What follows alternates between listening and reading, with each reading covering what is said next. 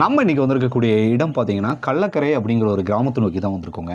இந்த கிராமத்தில் ஒரு அம்மாங்க வந்து நான் வந்து 5 மாடு வச்சுருந்தேன் கண்ணு, அந்த 5 மாட்டிலிருந்து நான் மாட்டுகளையே விட்டுட்டேன் அப்படிங்கிற மாதிரி ஒரு அம்மா வந்து சொன்னாங்க. வயதான ஒரு அம்மா தாங்க.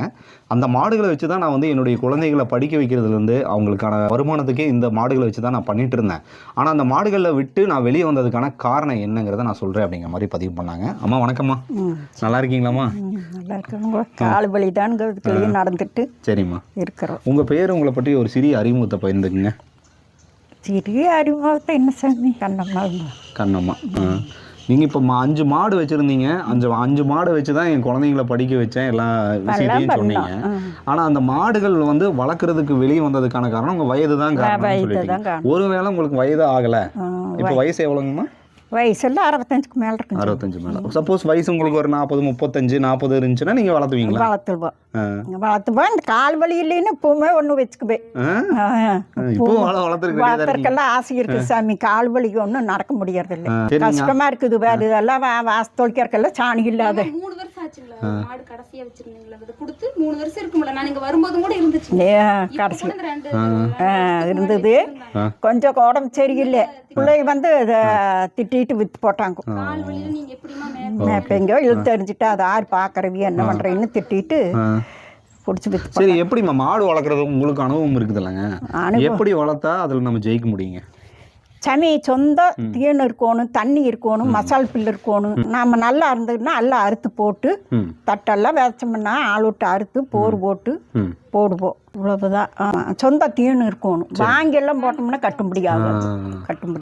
நிலம் இருந்தா நிலம் இருக்குது, பராமரிக்கிற கால் இல்லை இருந்தா அது பண்ணலாம். இதுல எவ்வளவுங்கம்மா வருமானம்? இப்போ நீங்க வந்து கிட்டத்தட்ட எத்தனை ஆண்டுகள் அனுபவங்க மாடு மாடு? கல்யாணம் முடிச்சு வந்தாப்புல முடிச்சு பார்த்து 30 வருஷம். 30 வருட அனுபவம் உங்களுக்கு இருக்குது. ஓகே, சரிம்மா. இப்போ நான் வந்து ஒரு மாடு வாங்கணும், நான் ஒரு மாட்டு பண்ணையை ஆரம்பிக்கணும்னு நினைக்கிறேன். எத்தனை மாடுகள் ஆரம்பிச்சா நான் ஜெயிக்க முடியுங்க இதுல? அதுல ஒரு 4-10 ரூபாயாட்டு வாங்கி சொந்த தீன் இருந்துன்னா பண்ணலாம் சாமி. 10 ரூபாய் கன்ஃபார்மா வேணும். அப்போ எவ்வளோ லிட்டர் பால் எடுக்க முடியுங்க? 200 லிட்டர் வேணாலும் எடுக்கலாம். நம்ம பராமரி. எந்த மாடு வாங்கினா நல்லா இருக்குங்கம்மா? மாடு நல்லா காளாச்சி மாடாக வாங்கணும். காளாச்சி மாடாக வாங்கணும், நல்ல மாடுகளாக. அது வாங்கி பராமரிச்சாலும் முன்னேறிக்கலாம். தவிடு பருத்தி கொட்டை போடுவோம், மசால் பில் போடுவோம். தட்டு வச்சு காட்டில் தட்டு எடுத்து மாட்டுக்கு போடுவோம் சாமி. இவ்வளவுதான்.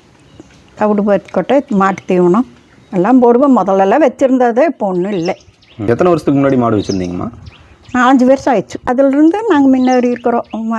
எப்படியோ பால் ஊற்றிட்டு குழந்தைகளையெல்லாம் படிக்க வச்சோம். நல்லா தான் இருந்தது சாமி. இப்போல்லாம் நடக்க மாட்டுறதில்லை. எத்தனை மாடு வச்சுருந்தீங்க அப்போ? அப்போ 4-5 உருப்படி இருந்தது. 5 மாடு வச்சுருந்தோம். 5 மாட்டில் எவ்வளோ பால் எடுத்தீங்க? காலையில் 10 படிக்காட்டும் கொண்டு போய் ஊற்றுவோம். சாயந்தரம் 10 படிக்கு மேலே இருக்குது. ஒரு நாளைக்கு கம்மியாக இருந்தாலும் இருக்குது. அந்த படி கணக்குங்கிறது என்னங்கம்மா? லிட்டர் தான் படி கணக்கு. அடி கணக்குன்னு பட்டி கட்டில். இந்த ஊர் பேருங்கம்மா? கள்ளக்கரை. இந்த ஊர்ல எல்லாத்தோட விவசாயமே மாடு ஆடு வச்சிருந்தோம். ஆடும் வச்சிருந்தோம் சாமி. நாங்கள்லாம் விவசாயம் பண்ணுவோம், ஆடு மாடும் வச்சிருந்தோம். குழந்தைகளை கஷ்டப்பட்டு படிக்க வைப்போம். என்ன பண்றது, ஏதோ ஒன்று வச்சு தானே நாங்களும் முன்னேறணும். சரி, அப்போ அந்த மாடுகள் வந்து நீங்கள் வெளியே வந்ததுக்கு காரணம் வயசானதுனால கால் வலி. அப்புறம் தண்ணி வெண்ணையும் இல்லை, தோட்டத்துலையெல்லாம் தண்ணி இல்லை, நாங்கள் பார்க்கறக்கு ஆள் இல்லை. சரிங்கம்மா. நீ இப்போல்லாம் கூலியால் போட்டோம்னால சமாளிக்க முடியாது. ஏதோ அவங்க வெளியில் போய் சம்பாரிச்சு கொண்டு வந்து கொடுத்தாங்கன்னா இத்தனை சோத்தாக்கிட்டு கம்மன் இருக்கிறோம். சரி, இப்போ நீங்கள் எல்லாருமே இந்த விவசாயத்தை விட்டு வெளியே போயிட்டு இருந்தா அப்புறம் நான் என்னதான் அடுத்து வர சந்ததி சாப்பிட்றது என்னதான் வழி? என்ன வழின்னு இல்லாத அதுதான் யோசனை பண்ணிட்டு இருக்கிறோம். இப்போ தண்ணி வெண்ணி இருந்ததுன்னா தோட்டத்தில் வெள்ளாமை எடுத்தால் நல்லா இருக்கலாம். போர் போடுறதுக்கு வசதி இல்லை. சொந்த இடம் இருக்கணும், தண்ணியும் இருக்கணும், தீரா தண்ணியா. சரிம்மா. நல்லா இருந்து நம்மட்டு சொந்த இடத்துல இருந்து தீன் இருந்து பராமரிக்கிறதுக்கு 10 ரூபாய் இருக்கிற போது ஒரு ஆளும் வேணும். நாம பண்ண முடிஞ்சா பண்ணலாம், பண்ணலினாலும் ஒரு ஆள் வேணும். அது இருந்தா நம்ம தாராளமா பண்ணலாம். ஓகே. இப்போ எவ்வளோ வருமானம் எடுக்கலாமா ஒரு 10 மாடு இருந்தா?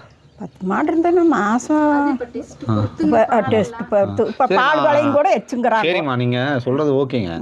டைரக்டா நம்மளே பால் சப்ளை பண்ணாலும் முன்னேறிக்கலாம். அவங்க நல்ல வருமானம் கிடைக்கும். சப்ளை பண்ணால் இப்போ பால் விலை ஏச்சு சொசைட்டியில் 5 ரூபா 5 ரூபாய்க்கு வாங்கலாம் வாங்குவாங்களா வாங்க மாட்டாங்களா?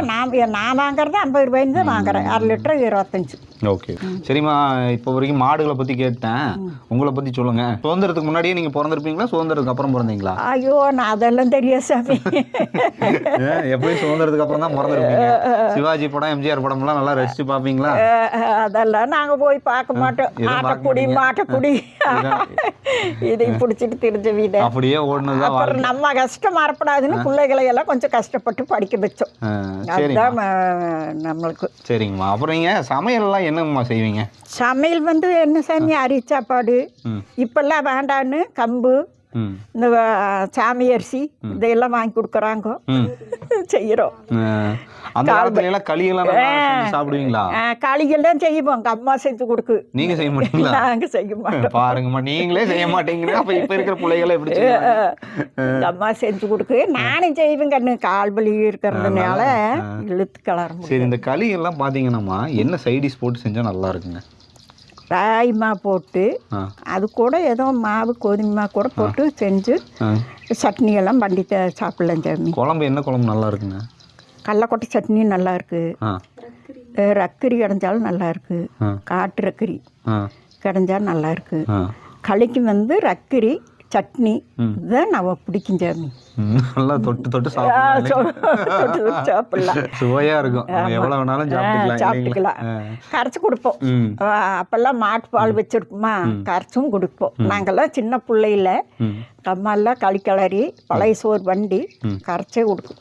நல்லா இருக்கும். நல்லா இருக்கும். குடிச்சுக்கோங்க. ஒரு 2 டம்ளர் 3 டம்ளர் நல்லா குடிச்சு போட்டு திரியறதே ஆட்டையும் பார்த்துட்டு ஓட வேண்டியதுதான் இல்லைங்களா?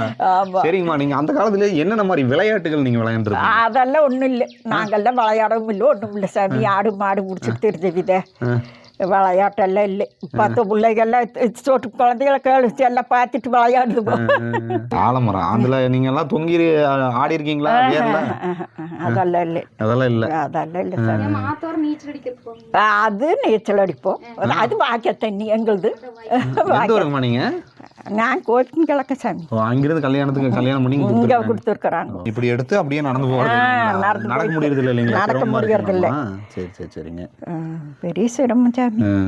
எப்படியோ உயிர் கூட்டிட்டு வர இந்த பாப்பா வரு வேணுங்கிறத ஏதோ ஒன்று கொண்டு வந்து கொடுத்துருவாங்க. சாப்பாடு இப்போ நீங்க செஞ்சுக்கிறீங்க? நானே சொந்தமாக செஞ்சுக்கிறேன். சரி சரி. இப்போ உங்களை கொண்டு போய், இப்போ இது கிராமம், உங்க இஷ்டத்துக்கு நீங்க இருக்கிறீங்க. உங்களை கொண்டு போய் டவுன்ல விட்டுட்டு பூரா இதெல்லாம் வண்டிக்கு போயிட்டு இருக்குது, நீங்க வெளியவே வர முடியாத ஒரு நிலைமையில் இருக்கிறீங்கன்னா உங்களால இருக்க முடியுமா? இருக்க மாட்டாதே. வந்துட்டேன். ஏன் அப்படியே வந்துட்டீங்களா? உடம்பு சரியில்லாதப்ப வாமா வாமான்னு 30 நாள் 40 நாள் 45 நாள் இருந்து போட்டு இதுலயே 3 வீடு. சரிங்கம்மா. இதுலயே 3 வீடு. இந்த தலைவாசல் வந்து உட்காந்துக்கணும். அவைய அப்படி வந்துடணும். இன்னொருத்தரு அப்படி வர, இது சுற்றி வர நடவை, இதில் ரோட்டு எங்கேயும் நவர முடியாது. நான் ஐயோ நான் இருக்கல சாமி, நான் நம்ம வீட்டுக்கே போறேன்ட்டு வந்துட்டேன். இருக்க முடியல இல்லைங்களா? சரி, உங்களை பேரம் பேத்திக்கலாம் அம்மத்தானு கூப்பிடுவாங்களா, பாட்டின்னு கூப்பிடுவாங்களா, அப்பத்தானு கூப்பிடுவாங்களா? அம்மாயின்னு தான் கூப்பிடுவாங்க. எப்படிங்க? அம்மாயின்னு. அம்மாயி நல்லா இருக்காரு அம்மாயி அப்படின்னு கூப்பிடுவாங்க. என்ன சாப்பாடு செஞ்சீங்கன்னு கூப்பிடுவாங்க. அம்மாயின்னு தான் கூப்பிடுவாங்க. சரி, வயசாகாதுக்கு முன்னாடி எல்லாம் ஒவ்வொரு மாதிரி இருக்கிறோம். வயசானா மட்டும் மூஞ்சி எல்லாத்துக்கும் ஒரே மாதிரி ஆயிருது இல்லைங்களா? அது ஏன்னே தெரியல. பாட்டி தாத்தா ஆயிடுறா, மூஞ்சி எல்லாம் வயசான மூஞ்சியா மாறிது. உங்களை மாதிரியே இருப்பாங்க. சரிம்மா, ஜாலியா ஒரு பேர மாதிரி பேசுனுங்க. சரிம்மா, உடம்பு பாத்துக்குங்க. சரிங்களா? சந்தோஷமா இருங்க, ஆரோக்கியமா இருங்க. சரிங்களா? சரிம்மா, நன்றிம்மா. நன்றி நன்றி சாமி. நல்லா இருந்தா போச்சு. சரிம்மா. அம்மாவை பார்த்தீங்கன்னா வயசான ஒரு பாட்டி. அதாவது இந்த வீடியோ பார்த்தீங்கன்னா மாடுகள் மட்டும் இல்லாமல் கிராமப்புற வாழ்க்கையை எவ்வளோ நேசிக்கிறாங்க. இந்த வயதுலையும் நான் என்னுடைய கிராமத்தை விட்டு வரமாட்டேன், எனக்கு இதுதான் ரொம்ப ஆரோக்கியமான ஒரு இடம்னு சொல்லிட்டு இப்போ வரைக்கும் அந்த ஒரு இடத்தை விட்டு நகராமல் அம்மாங்க இருக்காங்க. இந்த வீடியோ நிச்சயமாக உங்களுக்கு வந்து உங்களுடைய பாட்டி தாத்தா ஞாபகத்தை கண்டிப்பாக இந்த வீடியோ உங்களுக்கு ஏற்படுத்தும் அப்படின்னு நான் நம்புகிறேன். தொடர்ந்து நம்ம சிவா டிவிக்கு ஆதரவு கொடுங்க. டில் தன் பாய் ஃப்ரம் உங்கள் சிவா. நன்றி, வணக்கம்.